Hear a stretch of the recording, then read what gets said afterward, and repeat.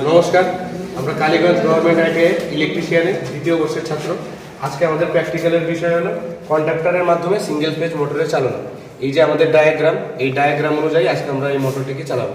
আসলে ডায়াগ্রামটা দেখানো, ডায়াগ্রামে আমরা ফার্স্টে ফেজটা এসছে T1-এ, নিউট্রালটা এসছে T2-তে।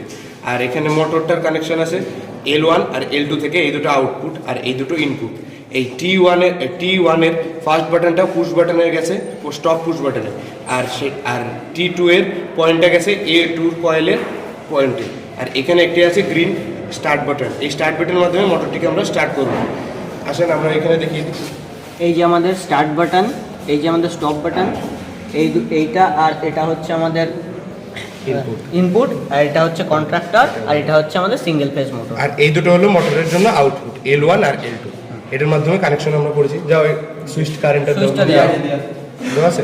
এই যে আমাদের প্র্যাকটিক্যাল দেখছেন, মোটরটি স্টার্ট বাটনের মাধ্যমে মোটরটিকে আমরা চালনা করলাম, ওই স্টপ বাটনের মাধ্যমে মোটরটিকে আমরা বন্ধ করলাম।